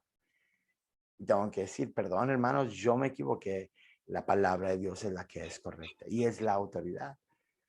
Entonces, ¿de dónde salen la mayoría de herejías? Cuando alguien no se quiere someter a la palabra de Dios y siguen tercos con sus errores. Y entonces dicen, no, es que la Biblia tiene errores. No, la Biblia no contiene errores. La Biblia no contiene errores. La Biblia es autoritativa. Entonces, es nuestra máxima autoridad. Y así la tenemos que considerar, porque si no tenemos la Biblia como máxima autoridad, entonces tenemos otra forma, como mucha gente, por ejemplo, el día de hoy, basa la forma en que hace las cosas en algo que nosotros le llamaríamos pragmatismo, ¿ok? Y el pragmatismo es hacer las cosas que funcionan, ¿ok? O dejar que la experiencia dicte lo que nosotros debemos hacer. La experiencia no debe dictar lo que la iglesia debe ser. La palabra de Dios debe dictar lo que la iglesia debe hacer. Entonces, así nosotros tenemos que caminar en esa dirección, caminar sobre la idea de decir, ok, si la Biblia me dice una cosa, entonces yo tengo que cambiar, yo tengo que hacer mis ajustes. Y por eso es que la pregunta que la iglesia y el liderazgo siempre tenemos que estar haciendo nosotros, a ver, ¿cómo podemos ser más bíblicos? ¿Cómo podemos nosotros ser más congruentes con la escritura? ¿Cómo podemos obedecer mejor lo que Dios pide de nosotros? ¿Cómo podemos ser una iglesia más santa? ¿Cómo podemos ser una iglesia cada vez que está caminando más hacia Dios? Entonces, esa es nuestra meta, pero solamente si la consideramos como autoridad. Y si no, entonces va a ser al revés. Vamos a pisotearla y vamos a hacerla que diga lo que nosotros queremos. Por ejemplo, el día de hoy eso es tan común, por ejemplo, con toda la comunidad lésbico gay. Hay una gran comunidad que le llaman cristianos, ¿verdad? Que sí, que están viviendo eso. Se le conoce como la teología queer o la teología gay, que ¿qué hacen? Simplemente interpretan las escrituras a su propia conveniencia. Entonces dicen, Jesús tenía un novio, claro, era Juan el amado, ahí dice, ¿verdad? Que Juan se recostaba en su pecho. Entonces, Juan y Jesús tenían una relación homosexual. David y Jonatán también tenían una relación homosexual, todos. Y entonces interpretan la Biblia en base a sus preferencias. Y ese es el grave error que nosotros cometemos. Tengo una preferencia e interpretar la Biblia a la luz de mis preferencias. No, no puede ser así. La escritura es la autoridad. Entonces llegamos a la autoridad y cuando la autoridad nos dice que es distinto, entonces nosotros cambiamos. Cambiamos. Y entonces no podemos basar nuestra vida en experiencias, sino basamos en lo que dice la escritura. Ok, por ejemplo, tú dices, hermanos, ¿cómo debemos organizar un culto? No, pues es que a mí me gustan los cultos así, no, es que a mí me gustan los cultos con esta música, no, hombre, es que a mí me gustan los cultos así, no, es que a mí me gustan. Y entonces estamos organizando un culto en base a nuestra experiencia. No, ya hay claramente una estructura de lo que debe hacerse en un culto, ¿ok? Y para eso tendrías que estudiar 1 Corintios, capítulo 12, capítulo 13, capítulo 14, para poder darte cuenta cómo debe ser la liturgia, cuáles son los excesos que se deben cuidar, cuáles son las cosas que se deben hacer siempre, cuáles son las cosas que no son completamente necesarias. Entonces ya hay un reglamento, pues, para hacer las reuniones o establecer la liturgia de una reunión. La Biblia ya nos dice algo al respecto, entonces simplemente tenemos que obedecer lo que dice la escritura y caminar conforme a lo que Dios dice. Por eso es que creemos que la Biblia es autoritativa. La segunda palabra que nos tiene que quedar clara es de que la Biblia es inerrante. La Biblia es inerrante, ¿ok? ¿Qué significa la palabra inerrante? Significa no contiene errores. Ahora, nosotros decimos la Biblia no contiene errores en sus manuscritos originales, ¿ok? La Biblia no contiene errores en sus manuscritos originales. En otras palabras, nosotros creemos que los manuscritos originales, cuando fueron dados a los hombres por medio del Espíritu Santo, que ellos fueron inspirados a través del Espíritu Santo, para registrar toda la revelación de Dios en textos que vienen y sobrepasan cualquier otro libro, cualquier otra filosofía o lo que sea, y cómo la Biblia ha sobrevivido el tiempo, el espacio, o sea, es impresionante. Pero creemos que la Biblia no contiene errores. Ahora, permítame hacer una aclaración aquí cuando digo la Biblia no contiene errores, porque quiero darles 3 palabras que nos vayan a ayudar a entender un poquito esto de la inerrancia de las escrituras. La primera palabra yo le pondría misterios. Ahora, esto es de un libro de R.C. Sproul acerca de las grandes doctrinas de la Biblia. Y él dice que hay tres tres palabras que nos ayudan a entender un poquito más este punto, ¿verdad? Misterios tenemos por un lado, tenemos paradojas por otro lado y luego tenemos contradicciones, ¿ok?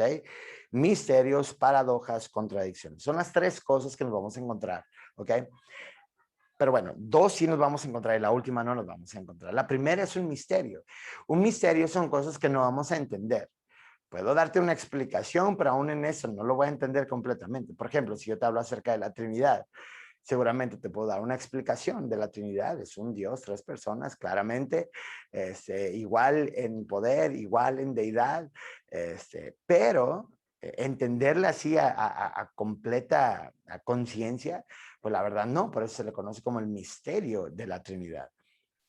Entonces ahí está, o sea, es un tema que está ahí, que algún día lo vamos a entender, algún día los misterios van a ser revelados, seguramente cuando estemos en el cielo, pero mientras ciertas cosas van a permanecer misterio para nosotros. Entonces hay ciertas cosas que son misterios que no vamos a entender y está bien, no las necesitamos entender. Hay cosas que la Biblia los deja como misterios, déjalo como misterio, no trates de entender, simplemente pues es un misterio, algún día nosotros lo vamos a entender, ¿ok? Algún misterio que tengas que preguntarle a Dios, pues ya le preguntas a Dios, ¿verdad? El gran misterio que yo tengo es si Adán tenía un ombligo o no.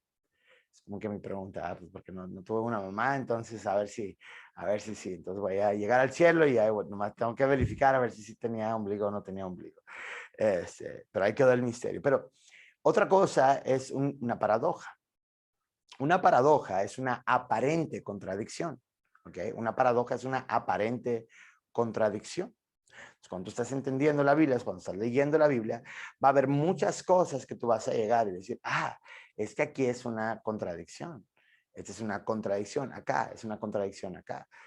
Les voy a mencionar un caso que a lo mejor es un poquito rasposo ahí para algunos, pero para poder entenderlo, ¿verdad? Si yo les hago la pregunta, ¿Dios se equivoca? ¿Dios comete errores? O la pregunta es, ¿Dios cambia? Dios, o más bien la pregunta más concreta, ¿Dios se arrepiente? Pues la pregunta es, ¿Dios se arrepiente? ¿Sí o no? Entonces, tenemos dos o tres pasajes con los cuales tenemos que luchar, ¿verdad? Tenemos el pasaje donde nos explica que Dios no es hombre para que mienta, ni hijo de hombre para que se arrepienta. Pero después tenemos en Génesis dos o tres pasajes donde se habla acerca de que y Dios se arrepintió. ¿Ok? Entonces decimos, entonces ¿qué? ¿Dios se arrepiente? Entonces tenemos que entender las implicaciones de esto, ¿ok? Si por un lado tú dices, no, Dios sí se arrepiente, ¿por qué? Porque Dios se equivoca. Híjole, si Dios se equivoca, si Dios se arrepiente porque se equivoca, porque comete errores, entonces ese es un grave problema. ¿Por qué? Porque entonces Dios no es perfecto, Dios no es sabio, Dios no es omnisciente y contiene errores. Y no es bueno también porque contiene muchos errores. Entonces finalmente tenemos un Dios defectuoso. ¿Por qué? Porque primero va a decir una cosa y luego finalmente no dice otra cosa. Entonces, si nos vamos por un lado, tiene unas implicaciones horribles. Pero si nosotros si entendemos una traducción o interpretación sabia o certera de este pasaje acerca de Dios se arrepintió, por ejemplo, en los días de Noé, Dios se arrepintió de haber creado a los hombres y después de eso mandó el diluvio. Cuando entendemos esa frase en cierto contexto, entonces decimos, ok, es una paradoja, ok, ¿cuál es la paradoja? Pues es explicable, es una aparente contradicción. ¿Cuál es la aparente contradicción? Pues que se usa una palabra. ¿Qué palabra se usa? Arrepentir. Ok. Entonces, cuando entendemos esa palabra arrepentir, tenemos que dar una explicación acerca de un tipo de interpretación bíblica o un tipo de lenguaje que se le conoce como permítanme la palabra, es antropoformismo.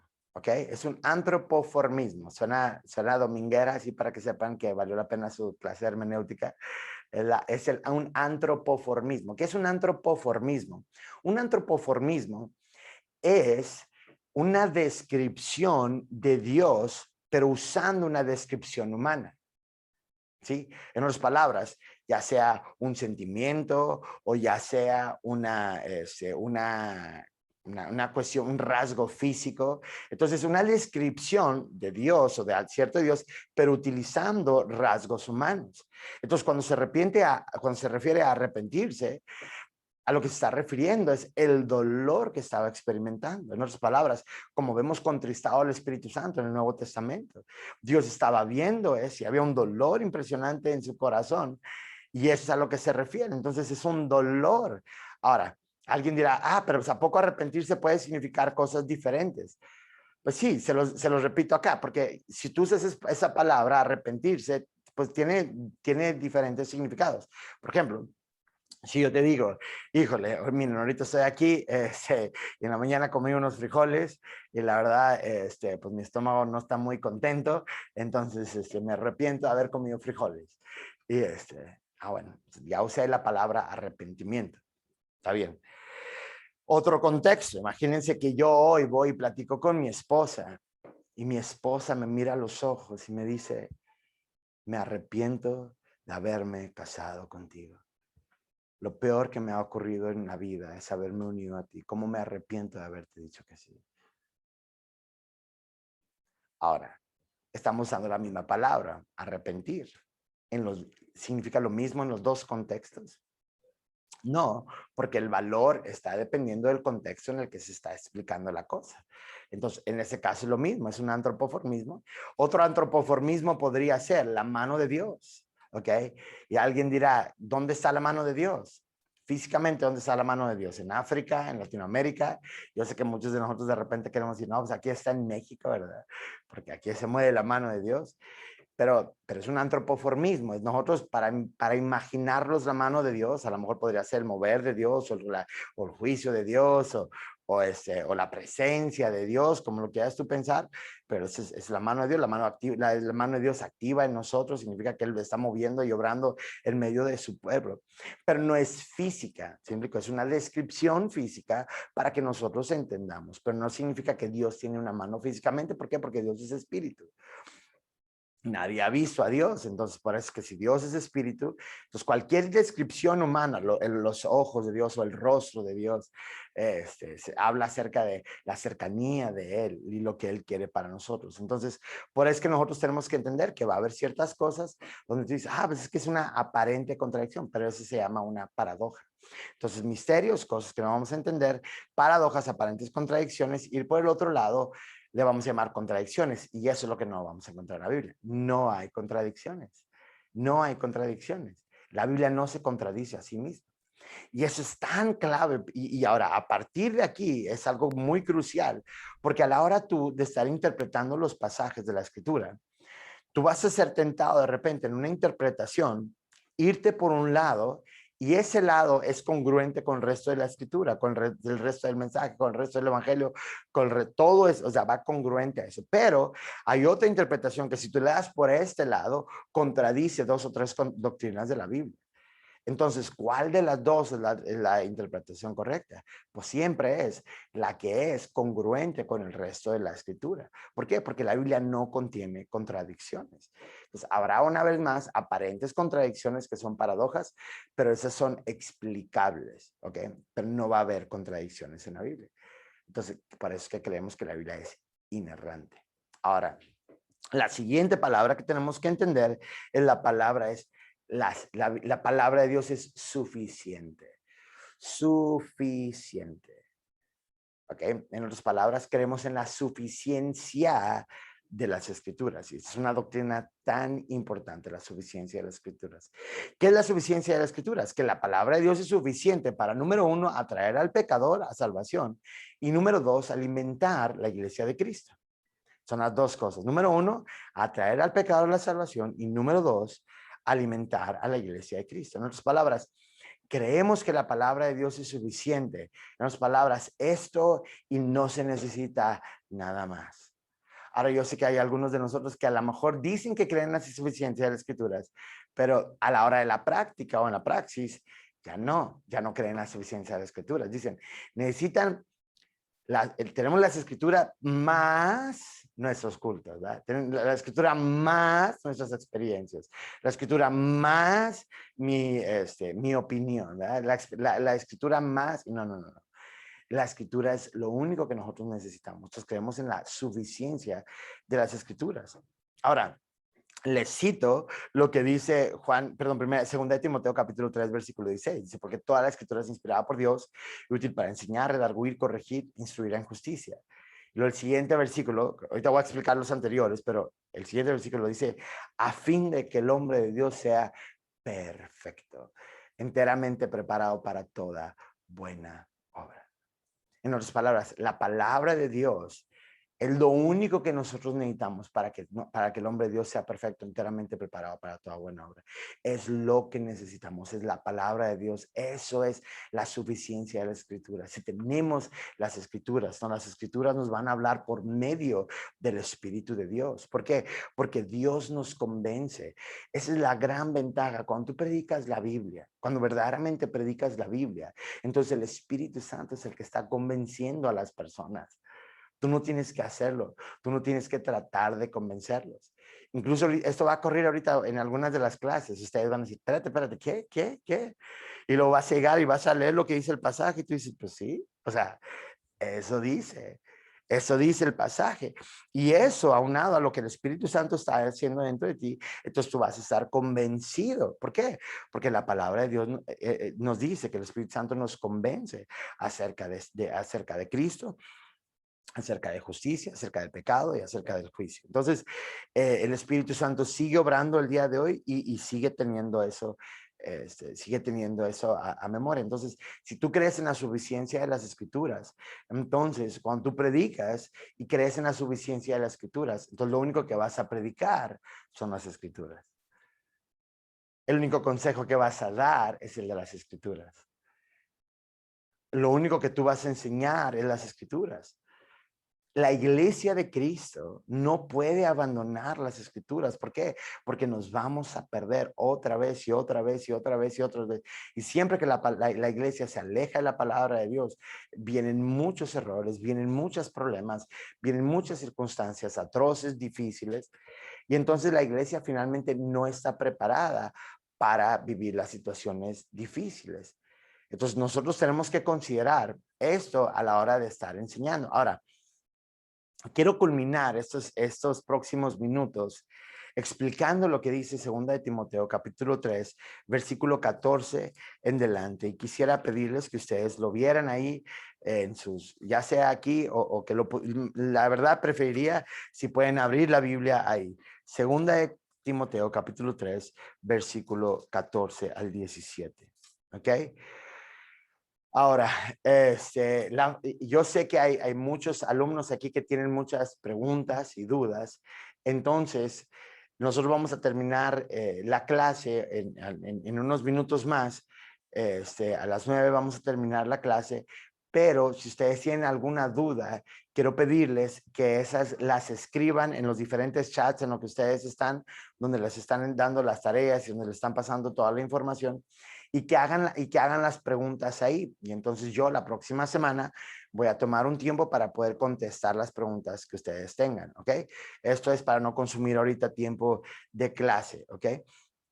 Entonces, una vez más, las preguntas se van a hacer, las meten ahí en el chat y los diferentes personas que están en el equipo de monitoreo nos van a estar enviando esas preguntas. Primeramente Dios, voy a poder contestar esas preguntas la siguiente semana. Ahora, no me considero un experto en el tema, entonces seguramente habrá cosas que no sé contestar, pero bueno, voy a tratar de hacer lo mejor que pueda y si no, tratar de investigar lo que pueda en este asunto. Entonces, estamos en 2 de Timoteo capítulo 3, versículo 14 en delante.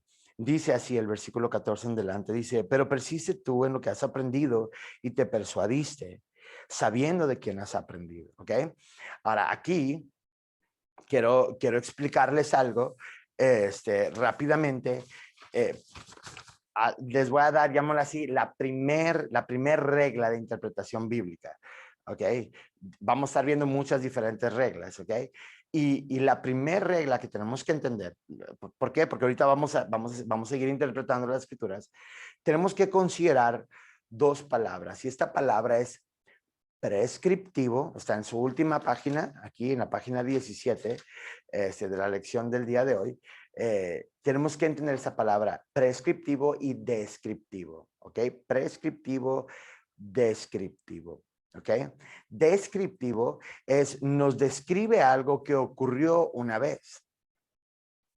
Prescriptivo explica algo que ocurrió de cierta forma, pero después sabemos que es un mandato a seguir. En otras palabras, es una prescripción de cómo nosotros debemos vivir.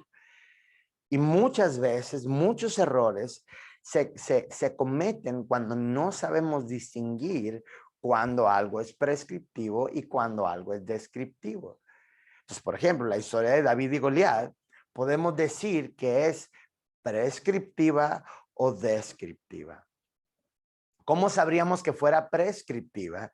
Pues simple y sencillamente, la historia se hubiera repetido muchas veces, el lenguaje de la historia también habría sido diferente. En otras palabras, esta es la forma que siempre todos los cristianos deben derrotar sus gigantes. Ahí sí es claro, ahí es es un prescriptivo, el lenguaje está así. Pero muchas veces lo que ocurre es simplemente una descripción. ¿Ok? Entonces, si tú te equivocas en pensar esto es prescriptivo, entonces vas a tomar muchas cosas que simplemente ocurrieron y nos describió cómo eso ocurrió, pero no significa que siempre va a ser de la misma forma. Entonces, una vez más, un prescriptivo es así va a ser, así es y así va a ser siempre. Entonces, tienes que leer la historia bíblica, leer la narrativa, leer la doctrina o leer el tipo de pasaje que es. Y saben, por ejemplo, si yo les digo, debemos amarnos los unos a los otros, cuando Jesús dice, ámense los unos a los otros, es solamente una vez, les dice a los discípulos y solamente entre ellos, o es un tema que se repite muchas veces en la Biblia. Pues diríamos, pues es un tema que se repite muchas veces en la escritura. Entonces podemos decir, eso es prescriptivo y no descriptivo. Entonces, aquí estamos en esta parte, en el versículo 14. Bueno, vamos unos versículos anteriores para que puedan entenderlo. Versículo 10, empecemos desde el 10, dice, pero tú has seguido mi doctrina, mi conducta, propósito, fe, longanimidad, amor, paciencia, persecuciones, padecimientos, como los que me sobrevivieron en Antioquía y en Antioquía, en Iconio y en Listra, persecuciones que he sufrido y de todas me ha librado el Señor. ¿Ok? Entonces, ahora vamos a hacer el ejercicio aquí, sencillamente. Termina diciendo esta frase, todas estas persecuciones, todas estas situaciones, todos estos padecimientos, de todas me ha librado el Señor. Esa frase, de todas me ha librado el Señor, ¿podemos hacerlo prescriptivo? El lenguaje que nos está usando, de todas me ha librado, obviamente nos está diciendo que es descriptivo, pero se podrá usar como prescriptivo. ¿Qué sería prescriptivo? Sería, de todas me ha librado el Señor y de todas también Él me librará. Eso es lo que dice ahí. De todas me librará. Hasta ahorita nos dice, todas estas me ha librado. Pero también está haciendo la promesa de que de todas va a librar. Esa es la pregunta que yo les hago a ustedes. Ustedes contesten esa pregunta antes de seguir leyendo. Podemos decir que eso es prescriptivo y decir, es que Dios nos debe librar de todas nuestras tribulaciones, de todas nuestras persecuciones, de todas las situaciones malas. Esa es la promesa que Dios está haciendo en este pasaje. Y tú vas a contestar sí o no. ¿Ok? Y si estás contestando sí, entonces estás haciendo de un pasaje descriptivo, lo estás haciendo en prescriptivo. Y ahí es muchos errores. Entonces, ¿qué pasa? Pues vas a predicar que Dios siempre te va a sacar de todas sus broncas. El problema con eso es de que pues más adelante a Pablo pues también lo mataron. Y Dios no lo libró de todas. Entonces tendríamos que decir, bueno, cometió un error, hizo algo malo, se apartó del camino. Tendríamos que inventar alguna excusa, ¿verdad? Media extraña. ¿Por qué?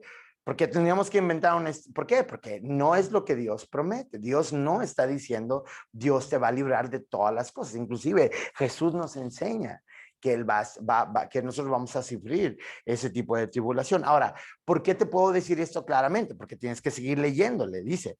Entonces de todas me ha librado el Señor, versículo 12. Y también todos los que quieren vivir piadosamente en Cristo, Jesús, que dice ahí, padecerán persecución. todos los que quieran vivir piadosamente en Cristo Jesús padecerán, ¿qué? Persecución. Ahora, si tú hubieras dicho, no, esto es prescriptivo, entonces nunca vamos a padecer, estamos en Cristo. El siguiente versículo ya contradice lo que tú estás diciendo. Este sí es descriptivo. ¿Por qué? Perdón, prescriptivo. ¿Por qué? Porque no, el idioma cambia, el lenguaje cambia. Dice, todos los que quieran vivir piadosamente en Cristo Jesús padecerán persecución. Ese sí es una promesa para todos los verdaderos cristianos. Vamos a padecer persecución. Pero cuando tú lo mal entiendes, entonces tú vas a tener que inventar otro evangelio bien diferente. Y ese evangelio es, hermano, si tú tienes una bronca, Dios te va a sacar de esa bronca. ¿verdad? Y si tú estás pasando una situación difícil, yo te aseguro, Dios te va a sacar de esa situación difícil. Y si tú estás recibiendo padecimiento ahorita por Cristo, Dios te va a sacar de eso. Tendrías que entonces comunicarle esto a toda la iglesia primitiva, que la mayoría de ellos murieron como mártires.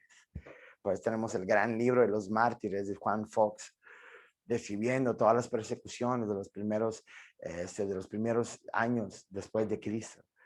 Una persecución tremenda en contra de la iglesia. Pero ¿por qué no habría ningún problema en el corazón de ellos? Porque cuando les explicaban la escritura, aquí dice, todos los que quieran vivir piadosamente en Cristo van a padecer. Pero si tú lo malinterpretaste, entonces tú vas a decir, si tú estás en Cristo, tú no vas a padecer. Si tú estás en Cristo, tú no vas a tener problemas. Si tú estás en Cristo, no vas a padecer necesidades. Si tú estás en Cristo, ¿y qué? Y ya estás predicando un evangelio distinto. ¿Todo por qué? Porque tomaste un descriptivo y lo hiciste prescriptivo. Por eso es que tenemos que estudiar todo el pasaje. Entonces aquí nos dice y nos asegura, pues también todos los que quieran vivir piadosamente en Cristo Jesús padecerán persecución.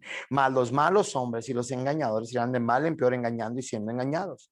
Versículo 14 dice, pero tú persiste en lo que has aprendido y te persuadiste, sabiendo de quién has aprendido. Entonces, aquí la carta es hacia Timoteo, entonces le está diciendo, Timoteo, tú persiste en lo que has aprendido. Ahora, podemos decirle a todas las personas en todo el mundo, persiste en lo que has aprendido, pues no necesariamente, porque no sabemos de quién aprendieron. Aquí le está diciendo, tienes que leerlo completo, entonces dice, pero persiste en lo que has aprendido y te persuadiste, sabiendo, dice el apóstol, de quién has aprendido. Las palabras, él está diciendo, yo sé de quién aprendiste, entonces persiste en eso. ¿Qué es eso? Dirán ustedes. Versículo 15, y que desde la niñez has sabido las sagradas escrituras. Desde la niñez has sabido las sagradas escrituras. Las sagradas escrituras. Persiste en las sagradas escrituras. Ahorita yo lo que estoy tratando de hacer es tratar de decirles, alumnos, persistan en las escrituras, indaguen en las escrituras, métanse en las escrituras, persistan en ello. Nuestra tentación siempre es alejarnos de las escrituras. Y muchas veces hasta nos inventamos mensajes simplemente por sonar novedosos, que no tienen nada que ver con lo que Dios quiere. El apóstol le dice, persiste en las sagradas escrituras, las cuales te pueden hacer sabio para salvación por la fe que es en Cristo Jesús. Las escrituras son las que nos llevan a la salvación en Cristo. Nos dan sabiduría de Dios, que proviene de Dios. El evangelio de Jesucristo es sabiduría para nosotros. Dice Pablo a los romanos, es poder de Dios para todo aquel que cree. Las escrituras son las que nos van a llevar a la salvación. Por eso no podemos estar enseñando otras cosas, pasando tiempo en otras cosas que no son verdaderamente la palabra de Dios. Versículo 16 dice, toda escritura, con mayúscula lo dice, porque las escrituras, las sagradas escrituras, toda escritura es inspirada por Dios. Pues todo lo que viene aquí está seguro. Si está escrito en los 66 libros de la Biblia, entonces Dios sí lo dijo. Dios sí lo dijo. Pero si no está escrita en los 66 libros, entonces no está seguro de que Dios lo dijo. Y aquí dice, toda escritura es inspirada por Dios y útil para enseñar, para redarguir, para corregir y para instruir en justicia. Aquí nos está explicando algo extraordinario, que es la utilidad de la palabra de Dios. ¿Para qué es útil? Para enseñar, para redarguir, para corregir, para instruir en justicia. Tú enseñas la palabra de Dios y el efecto va a ser múltiple. Una persona va a ser enseñada, otra persona va a ser redarguida, otra persona va a ser corregida, otra persona va a ser instruida en justicia. Todos escuchaban el mismo sermón y todos están recibiendo algo diferente. ¿Por qué? Porque el Espíritu Santo está utilizando su palabra para alinear a su iglesia conforme a su palabra.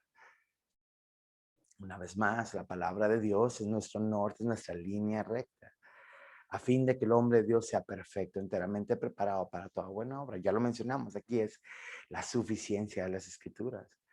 Es lo único que necesitamos para ser perfectos.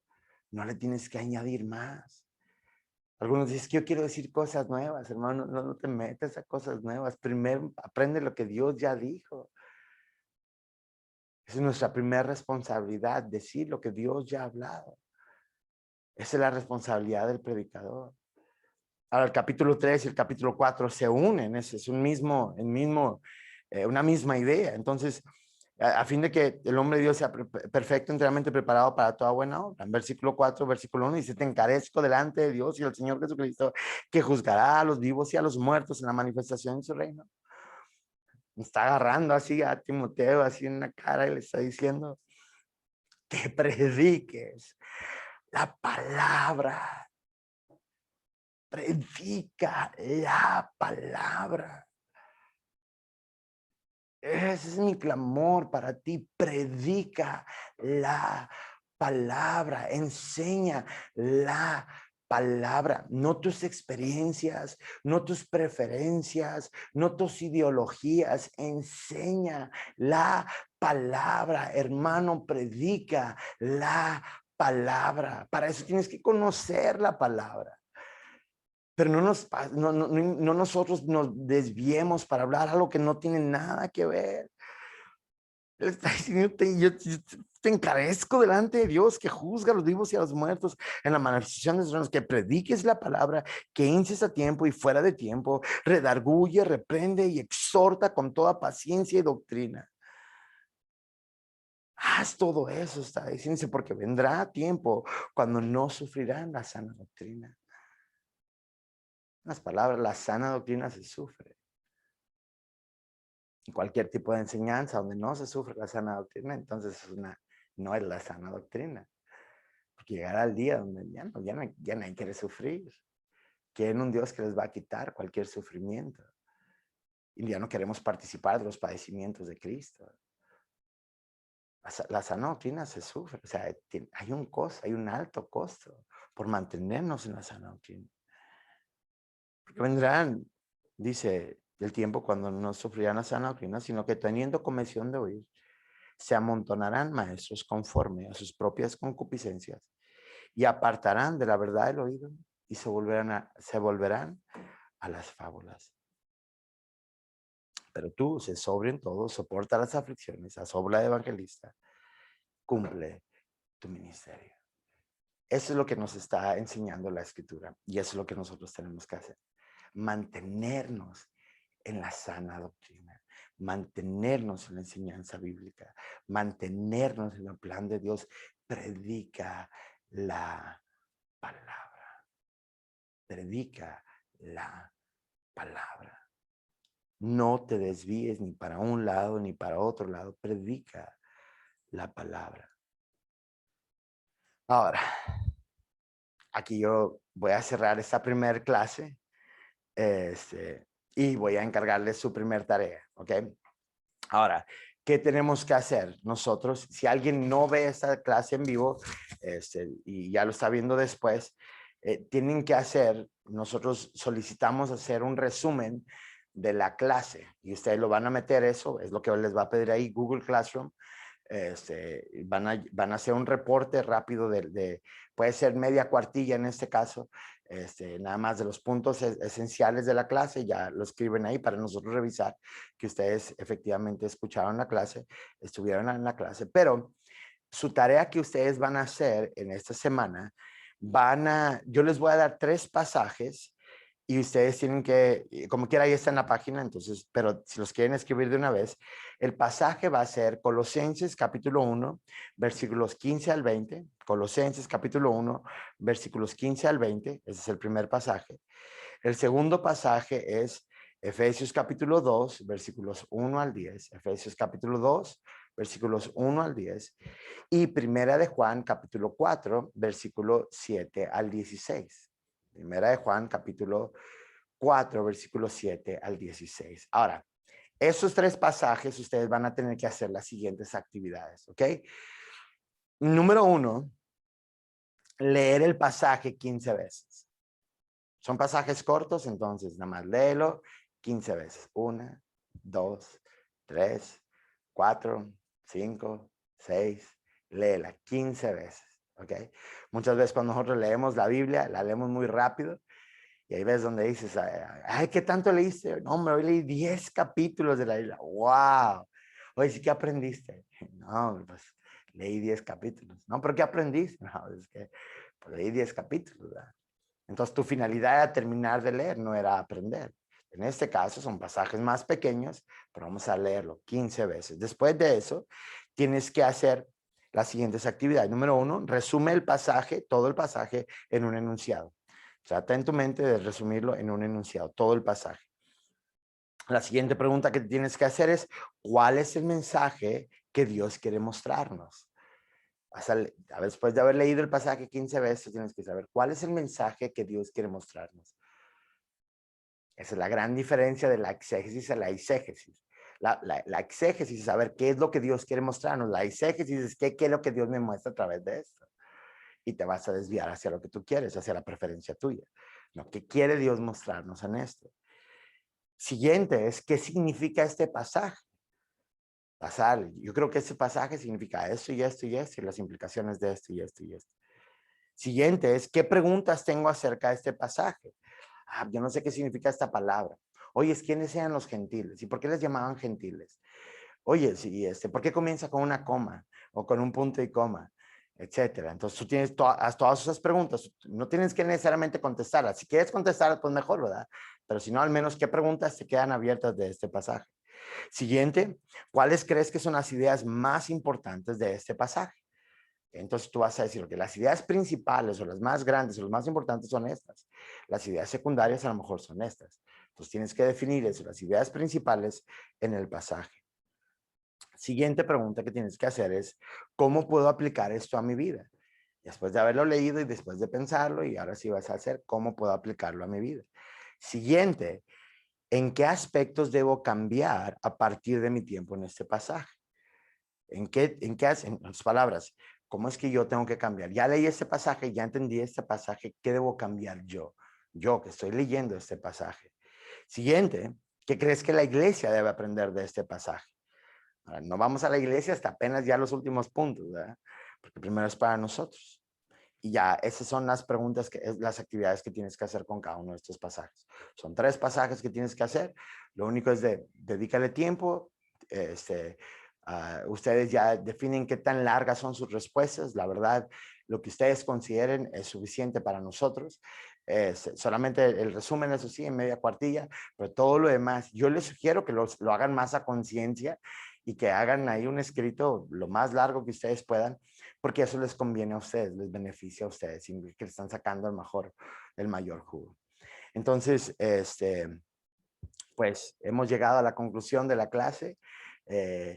Por favor, escriban ahí un resumen de esta clase.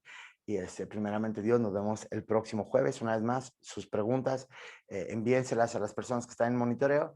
Y la próxima semana, primeramente Dios, comenzamos respondiendo algunas de estas preguntas. Todo depende de cuántas preguntas son, pero por tratar de responder. Oramos y nos despedimos. Dios, gracias por este tiempo. Gracias porque estás con nosotros y gracias porque seguirás obrando en nuestras vidas. Ponemos este tiempo en tus manos y ayúdanos, Dios, a entender tu palabra y a pensar en tu palabra y honrarte a través de la interpretación correcta de tu palabra. En nombre de Cristo Jesús, yo te doy tantas gracias por todas las personas que están viendo esto y todos los que están aprendiendo de aquí. En nombre de Cristo Jesús. Amén. Amén. Dios les bendiga. Primeramente Dios, nos vemos la próxima semana.